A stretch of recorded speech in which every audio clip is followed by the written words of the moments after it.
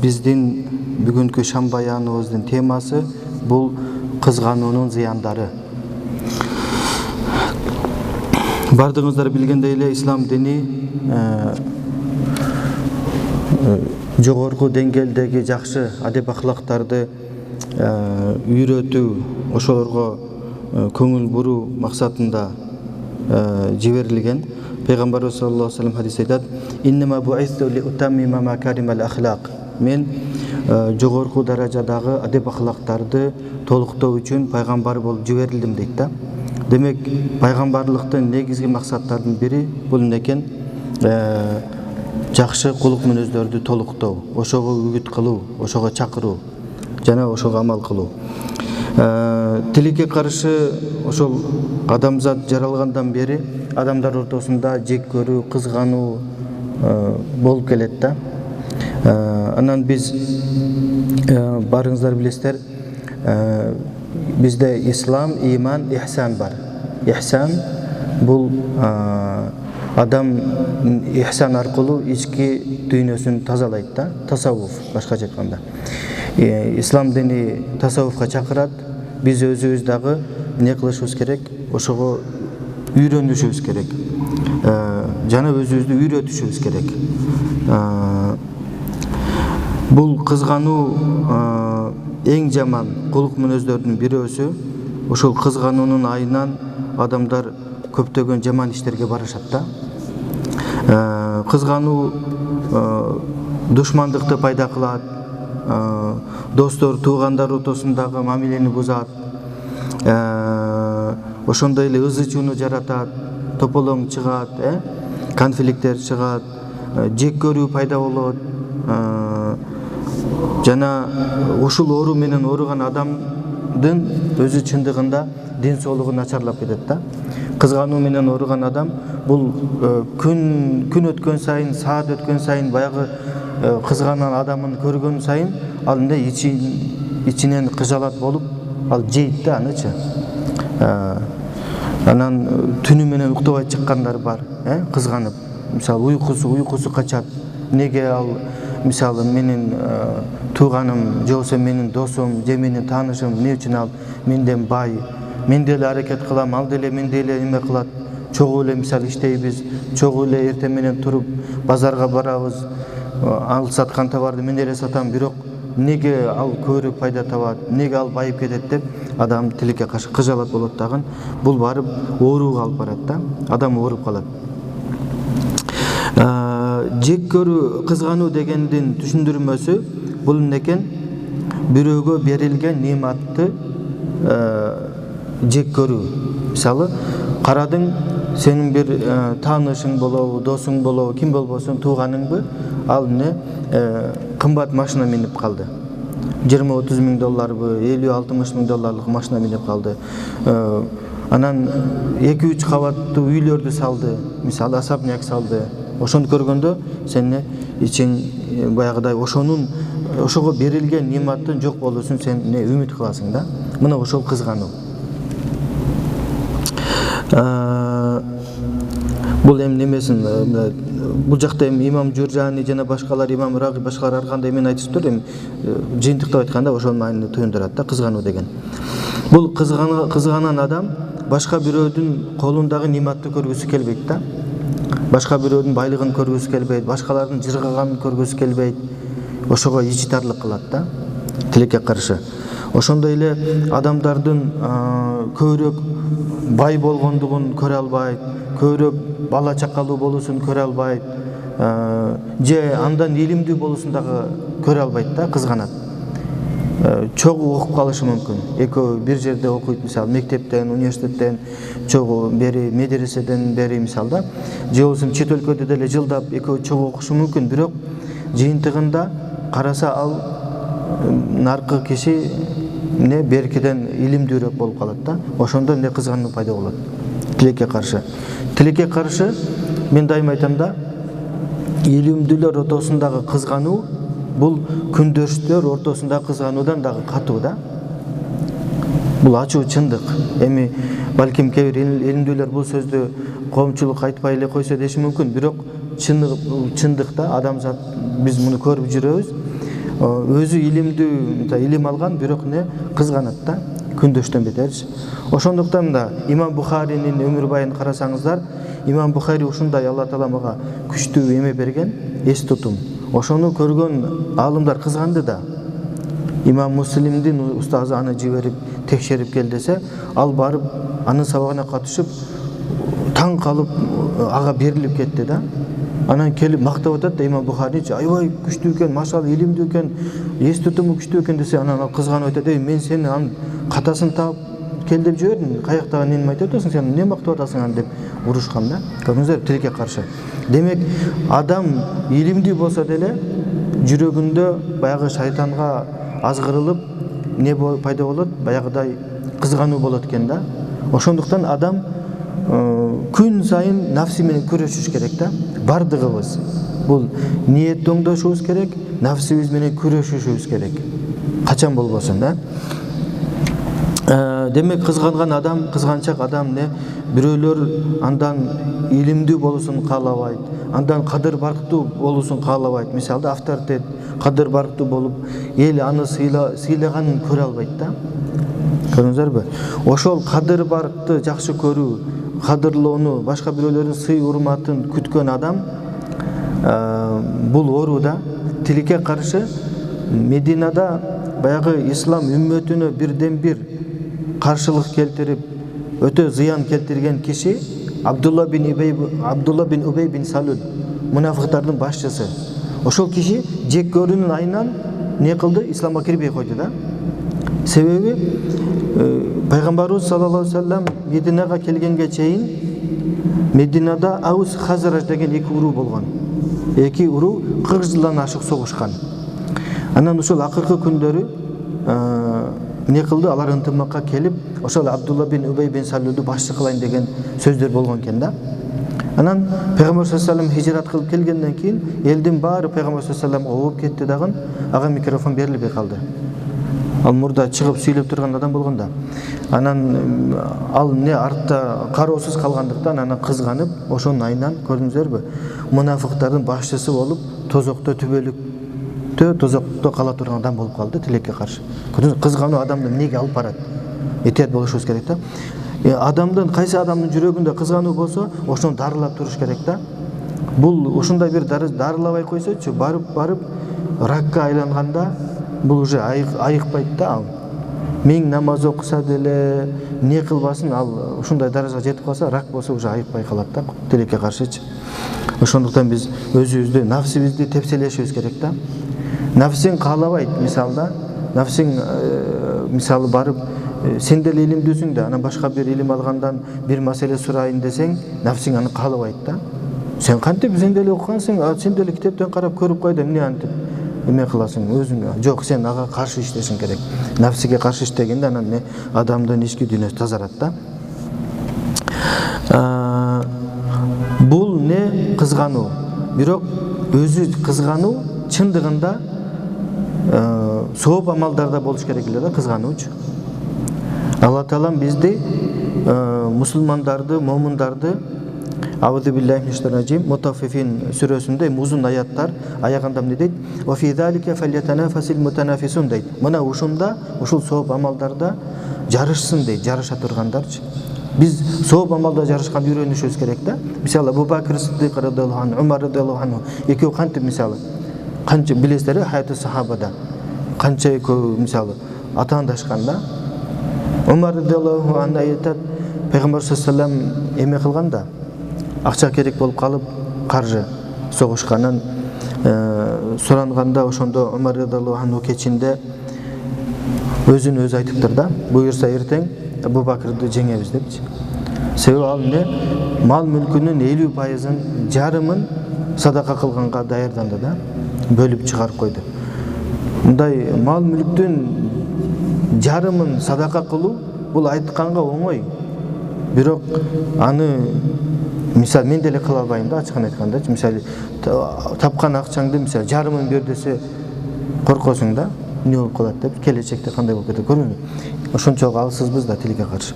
А бул не кылды? Жарымын берем деп эме кылды. Эртеси барып жарымы, мына жарымы деди да. Канча калды үйлөнгө десе, ошонун жарымы калды деген. Андан кийин Абу Бакир келди дагы канчалаган мал мүлктү алып келди. Пайгамбар салам айтты: "Канча калтырдың үйүңө?" десе, "Эмнени калтырдың?" дегенде, "Таракту лахумуллах ва расулаху." Аларга Алла Тааланын жана анын элчисин калтырдым деген да. Анан ошондо Умар айткан: "Болду анда. Бүгүндөн кийин бүттү" деген да. Көрдүңүзөрбү? Ошондо эмне биз сооп амалдарда атаандашып жарышсак болот. Шариятыбыз, ислам динибиз ошого чакырат. Ал эми башка бирөөнүн мисалы башка кимдир бирөөгө Алла Таалам илим берген болсо, байлык берген болсо, жана башка мүмкүнчүлүктөр берген болсо, анда дагы болсун, менде дагы болсун десеңиз, бул кызганууга кирбейт. Буга уруксат берилет. Муну арабча гыпта деп коет. Мисалы, көрдүңүз бир киши Куран жаттаган. Анан сен дагы ниет кылып, ушул мен дагы ушул кишидей Куран жаттап, анан мен дагы Куран окуп, мисалы, же шакирт чыгарып неме кылсам деп үмүт кылсаң, бул боло берет, уруксат. Бирок негизги максат андагы неме жоголбосун деп, жоголсун дебешибиз керек да. Себеби кызганууда эмне кылат? Андагы байлык жок болсун, анда ал минген машина минбей калсын, мисалда, ал жашаган үйдөн үйсүз калсын деп неме кылат? Кызганган кишичи. Ал эми шариятыбыз уруксат берген кызгануу бул суктануу эмне экен? Анда да болсун, менде да болсун десеңиз, буга уруксат берилет. Пайгамбарыбыз саллаллаху алейхи ва саллям хадис айтат: "Ла хасада илля фи итнатейн." Эки гана учурда кызганууга болот дейт. Раджулун алламахуллахул Кур'ан, Алла Таалам кайсы бир кишиге бир Куран үйрөтүп койгон болсо, аны ал түнү күнү окуп, анын окуганын кошунасы угуп, анан кошунасы аттейин, мен дагы ушул кишидей мага да Куран берилсе, мен дагы кары болсом, мен дагы ушул кишидей Куранга амал кылсам деп үмүт кылса, мына ушуга уруксат дейт. Ошондой эле варажулун атахуллаху малан фаху юхликуху фил хак. Жана дагы бир кишиге Алла Таала мал мүлк берген, байлык берген, ал ошол байлыгын жакшылыкка, соопчулукка сарптайт. Анан эмне? Ошол жандагы бир киши көрүп, ошону үмүт кылып, мен мага да ушундай байлык берилсе, мен дагы ушул кылган соопторду жасасам деп үмүт кылса, ошого уруксат берилет да. Анан бул кызгануу азыр эле пайда болуп калган эме эмес да, сезим эмес, жаман кулук. Бул ошол адамзат жаралгандан бери, адамзат жаралган эмес, адамзат жаралганга чейин деле пайда болгон да бул. Адам алейхиссаламды ошол ал кийинирээк келет экен. Бул жерде хадисте айтат: "Дабба илейкум даул умам каблакум" дейт. Силерден алдыңкы коомдорго тийген оору силерди да мындай аралап баштады дейт да. Ал-хасад вал багда. Кызгануу жана жек көрүү дейт. Бул кырат дейт да. Чачты кырат деп айтпайм дейт. Бул динди кырат дейт. Менин нафсим өз колунда болгон Аллага касам дейт. Силер ыйман келтирмейинче, толук ыйман келтирмейинче бейишке кирбейсиңер. Жана бири-бириңерди жакшы көрмөйүнчө толук ыймандуу болбойсуңар. Силерге ушул бири-бириңерди жакшы көрө турган нерсени үйрөтпөймүнбү дейт. Афшу салама байнакум, өз араңарда саламды жайылткыла дейт. Салам берүүнү жайылткыла деген да. Биз ушул сүннөткө, тилекке каршы амал кылбайбыз да. Тааныштарга гана салам беребиз, туурабы? Тааныштарга гана салам беребиз, көчөдө тааныбаган адамга салам бербейбиз. Эркектер ошондойбуз да, табиятыбыздан. Мен көпчүлүк мен байкап жүрөм, эркектер салам бербейт. Бирок аялдарда жолук салынган аялдар бизге караганда ушул жагдан жакшыраак экен саламдашуудачы. Жолук салынган аялдар тааныбаса деле жолугу бар болсо салам бере берет экен да. Көрдүңүзбү? Демек биз деле бир кишини көрдүңбү, мисалы намазга салам берип үйрөнүшүбүз керек да. Жок, намаз окубаса деле биз бардык мусулмандарга өзү салам бергенди үйрөнүшүбүз керек да. Ошону адат кылышыбыз керек иншалла. Жек көрүү бул бардыгыңыздар билесиздер, бул чоң күнөөгө кирет да. Себеби жек көргөн адам бул Алла Тааланын берген нематына каршы чыгып атат да. Алла Таалам каалаган адамга берет да. Аузу биллахи минаш раджим, Ниса сүрөсү. Ам яхсудуна нас ала ма атахумуллаху мин фадлихи дейт. Алар эмне? Адамдар ошо Алла Таалам Алла Таала өзү баягы жомарттык кылып берген нематтарына кызганышабы дейт да. Бул көрдүңүзбү? Демек, баягы кызганган адам кыйыр түрдө не кылып атат? Алланын тагдырына каршы чыгып атат да. Алла Таала пенделердин арасынан кайсы бир адамга ушуну ыра көрүп берди да. Байлыкты берди, жакшылыкты берди, ден соолук берди жана башка. Ошого кызганган бул Алланын тагдырына каршы чыккан сыяктуу да, кыйыр түрдөчү. Ошодон этет болушубуз керек. Пайгамбарыбыз саллаллаху алейхи ва саллям хадисте айтат: "Ла яштами'ани фи калби абд ал-иман вал хасад" дейт. Бир пенденин жүрөгүндө иман менен кызгануу бирикпейт дейт. Коркутуу иретинде айтылган, бирок чындыгында деле ошондой да. Себеби имандуу киши өзү жек көрбөш керек, кызганбаш керек. Ал эми кызгандуу, демек мунун иманы алсыз. Пайгамбарыбыз саллаллаху алейхи ва саллям хадисте айтат: "Ла табагаду ва ла тахасаду ва ла тадабару". Бири-бириңерди жек көрбөгүлө, бири-бириңерге кызганбагыла, бириңерге артыңарды көрсөтпөгүлө. Бул дегени, мисалы, бул жолго түштү, караса жек көргөн адамын ар жактан келе жатат, бурулуп кетет да.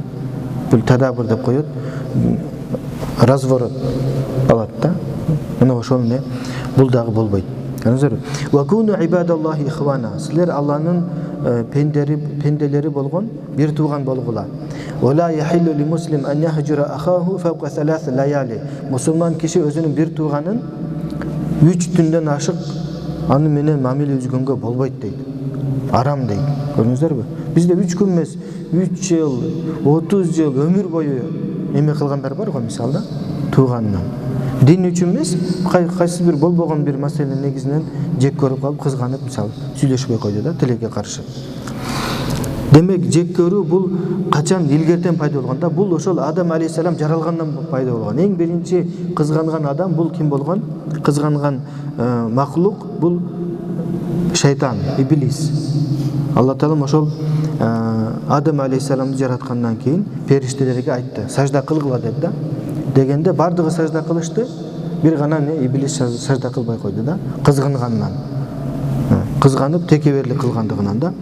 Ал эми адамзаттын арасынан болсо, Адам алейхиссаламдын Кабил Хабил деген 2 баласы болгон. Кыргызча Кабыл, Абыл деп айтышат, же болбосо Кабыл Абил деп айтышат. Арабчасы Кабил Хабил, Куранда келген. Ошол жерде Алла Таала эмне? Экөө тең курбанчылык кылышкан. Алла Таала бирөөсүнүкүн кабыл алып, Хабилдикин кабыл алып, Кабилдикин кабыл албай койгон да. Ошондо эмне?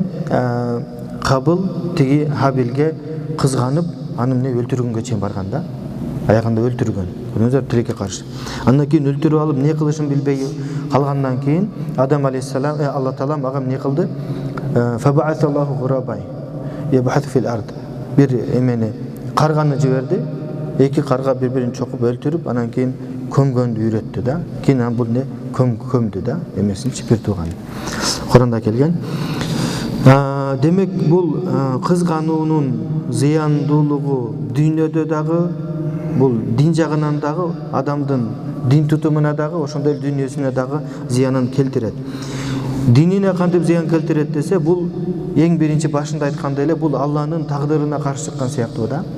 Алланын тагдырына. Алла Таала ошону ыра көрүп бирөөнү берди да, сен эмнеге кызганасың, мисалы?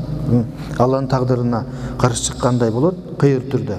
Ошондой эле, бул дүйнөдө кандай зыян болот десе, бул баягы түнү менен уктабай чыгып, ден соолугуна зыян келтирет. Ошо менен ооруп калат да. Кыжалат болот, эмнеге эмнеге ага берилди, эмнеге мага берилбеди, андай мындай деп, ошо эмне жейт да ички дүйнөсүнчү.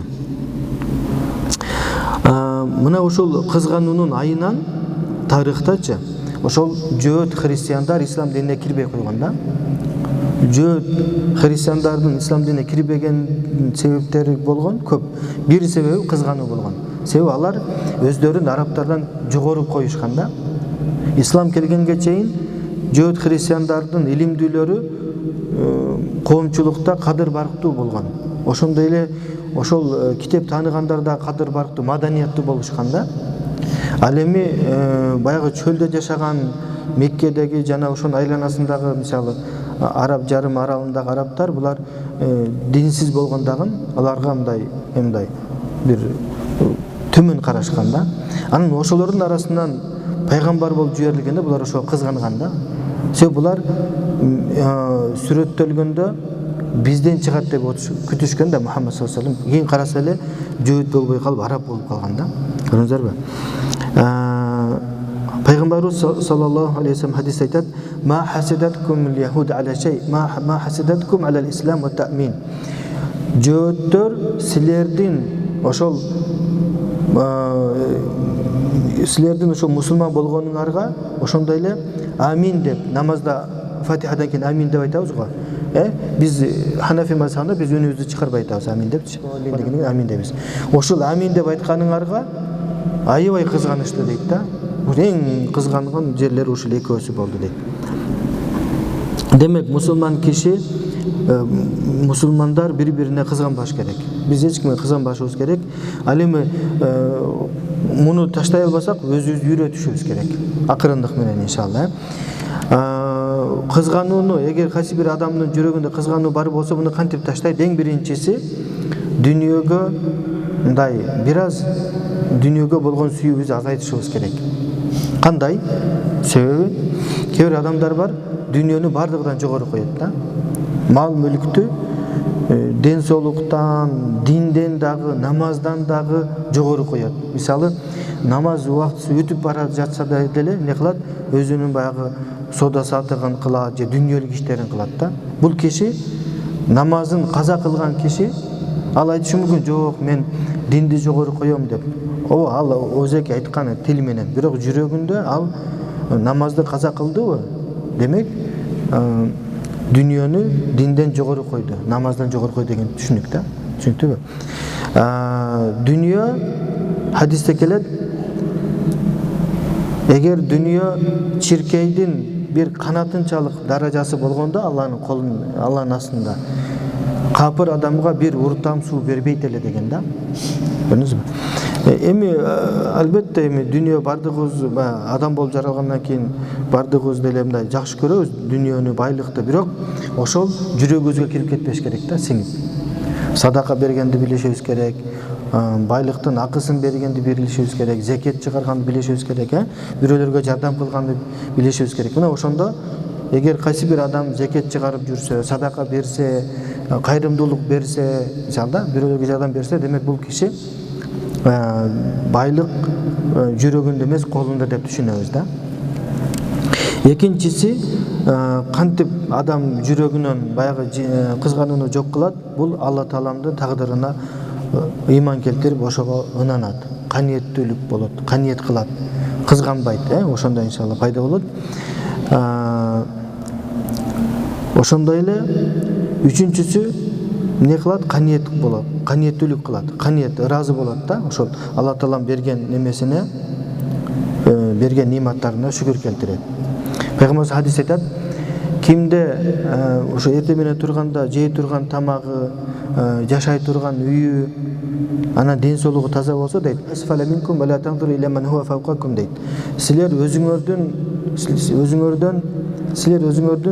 астыңардагы адамдарга карагыла дейт. Мисалы, сага акча жетпей жатса, сен кара. Сенден да кедей адам бар да, туурабы?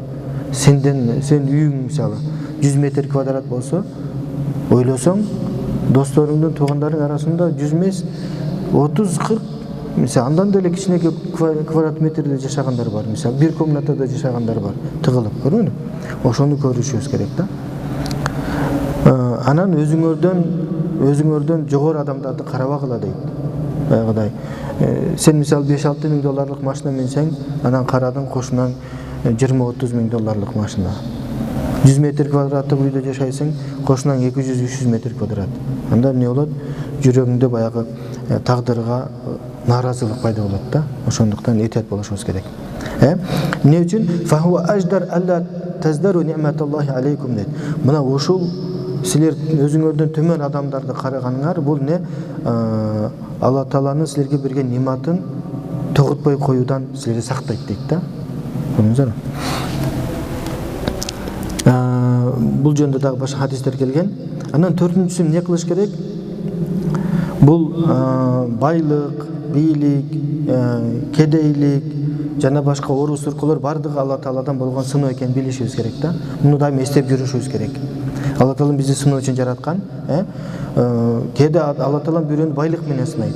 Кайсы бирөөнү бийлик менен сынайт. Бирөөнү жакырчылык менен сынайт. Бардыгы сыноо да. Аягында тилекке каршы эми Алла Таала жеңил кылсын баарыбыз сынагыбызды. Сурагыбызды баары жооп беребиз да. Анан баягы мисалы жашоодо болуп калат, кээ бир адамдар дайыма башкалар ага суктанганын көрүп калат да. Эл ага суктана берет. Достору, тааныштары, "О, сен байсың, сен тигиндейсиң, сен мындайсың" депчи. Ошондой болгон учурда ал киши эмне кылыш керек? Дайыма эрте менен кечинде баягы зикирлет айтып жүрүш керек. Эрте эле кеч айтылчу зикирлет айтыш керек. Ошондой эле баягы Фалак Нас сүрөсү бар го, ошону айтып окуп жүрүш керек, айрыкча эрте менен кечинде. Бул баягы Фалак Нас ошондой эле дуа кыл, дайыма намаздан кийин дуа кылыш керек. Аллахым мени ушул кызганчак адамдардын, кызгангандардын жамандыгынан мени сактаганың деп. Ошону үйрөнүшүбүз керек. Ошондой эле башка бирөөлөр эгер кызгана турган болсо, "Маша Алла" деп айтышыбыз керек. Бул жакшы маданият. Ошону биз үйрөнүшүбүз керек да. Кээде адам өзүнө суктанып калышы мүмкүн. Өзүнүн сугу өзүнө тийип калышы мүмкүн да. Ошондой дагы болот. Ошондо эгер сен өзүң мисалы жашоодо бир мындай аябай өзүң кызгана турган, өзүң суктана турган бир иш кылып койсоң, "Аузу биллахи минаш шайтанир раджим, маша Алла" дешиң керек да. Өзүңнүн сугуң тийип калышы мүмкүн. Ошону этип алышыбыз керек. Дагы эмне кылыш керек? Соопторду көбүрөөк кылышыбыз керек, күнөөдөн алыс болушубуз керек. Себеби биз канчалык Алланын шариятын сактасак, канчалык күнөөдөн алыс болуп, канчалык парз амалдарды, сүннөттөрдү аткарсак, Алла Таала бизди сактайт да. Чыныгы сактоочу Алла Таала. Хадисте келген: "Ихфазиллах яхфазук, ихфазиллах таджидху тижахак." Сен Алланы сакта, эгер сен Алланы сактасаң, Алла сени сактайт. Бул кандай дегени? Биз Алланы кантип сактайбыз? Биз Алланын динин сактайбыз, Алланын шариятын сактайбыз, Алланын өкүмдөрүн сактайбыз, адал арамга маани беребиз. Ошондо Алла Таала бизди жамандыктардан сактайт. Ошондой эле эмне кылышыбыз керек? Биз тоокел, Аллага тоокел кылышыбыз керек. Адамдар суктана берсе, биз барып жүрөгүбүздөн билишибиз керек. Бир гана Алла Таалам сактайт, Алла Таалам берди, эми Алла ошону бизге мисалы ниматты берген болсо, эми Алла Таалам кайра менден ошодон сактайт деп эме кылыш керек.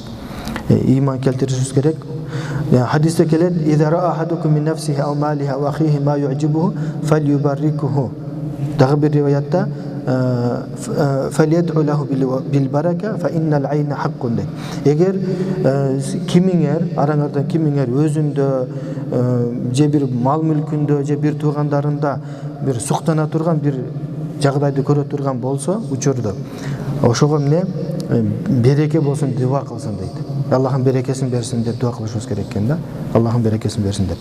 Себеби фа иннал айна хаккун, себеби көздөн тийүүсү бул чындык деген да. Көздүн тийүүсү чындык. Кээ бир адамдар бар, өзү каалабаса деле көзү сугу тийип кетет экен да. Ошондой уруулар болот экен. Ошондой адамдар коомчулукта таанымал болот. Ошол киши дайыма этет болуп, ошол кишиге үйрөтүшүбүз керек бизчи. Сен дайыма маша Алла деп жүр депчи. Бул жөнүндө дагы башка хадистер келген. Пайгамбарыбыз саллаллаху алейхи ва салламдан сурашканда: "Айюн наси афдал?" Эң жакшы адам кайсыл дегенде, "Куллу махмумул калби садуқул лисан." Махмумул калб анан садуқул лисан. Садуқул лисан деген бул дайыма чындыкты сүйлөгөн киши. Сахабалар айтышты: "Садуқул лисан, чындыкты сүйлөгөндү, ар дайым чындыкты сүйлөгөндү билдик. Бирок махмумул калб деген не деген?" Пайгамбар саллаллаху алейхи ва саллям өтө адабий сүйлөгөн да. Кээде сахабалар дагы кээ бир сөздөрү түшүнбөй калышкан да. Ошону сурашкан: "Махмумул калб кандай?" дегенде, бул кыргызча айтканда жүрөгү таза, жүрөгүндө кири жок адам. Айтат: "Хува тақиюн нақи." Бул таква, жүрөгү таза, эч кандай күнөө кылбайт, жүрөгүндө кири жок, бирөөлөргө чектен ашпайт, бирөөлөргө кызганбайт деген да. Демек биз ошондой киши болгонго үйрөнүшүбүз керек. Эми бир күндө албетте адам жакшы болуп кетпейт, бирок ошого аракет кылса иншалла болот.